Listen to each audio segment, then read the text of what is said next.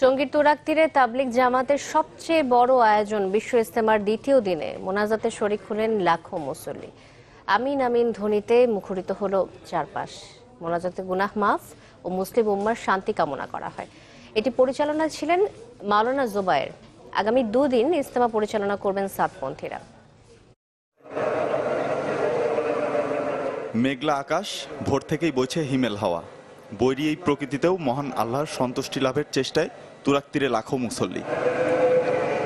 সকালে আম বয়ানের পাশাপাশি চলে তাসবিহ তাহলিল। 11:15 শুরু হয় মোনাজাত। পরিচালনা করেন মাওলানা জোবায়ের। ময়দানের বাইরের মুসল্লি ও পথচারীদের মোনাজাতে শরিক হতে সংযোগ দেয়া হয় শতাধিক মাইক। রেলওয়ে কর্তৃপক্ষ থেকে দেয়া হয় 32টি বিশেষ ট্রেন। এতে দেশ ও জাতির কল্যাণ কামনা করা হয়। মহান আল্লাহর কাছে ফরিয়াদ জানান গুনাহ মাফের। মোনাজাতের পর ঢল নামে ঘরমুখী মানুষের। সড়ক, মহাসড়ক, নৌপথ ও রেলে ভিড় করেন তারা। আমরা আল্লাহর কাছে চাইছি যাতে দেশে কোনো বিশৃঙ্খলা সৃষ্টি না হয়, সামনে যে ফিতনা সৃষ্টি হয়েছে ফিতনা যাতে নির্মূল হয়। চাই যে সুখ শান্তি আল্লাহ যাতে বেহেশতে নেয়, এরপরে আল্লাহ যে দেশকে শান্তিতে রাখে। আল্লাহর কাছে তো আসলে যাওয়ার কোনো শেষ নাই। চাইলাম যেন দেশ সুন্দর হয়, দেশের সকল মানুষের সকল নেক মুকসুদ পুরা হয়, সবাই যেন নামাজি মুত্তাকি দিনদার পরহেজগার হয়।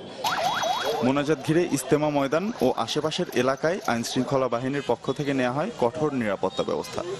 আশা করি আমাদের নিরাপত্তা যে ব্যবস্থা নেওয়া হয়েছে সেগুলোর খুব একটা প্রয়োগের প্রয়োজন হবে না।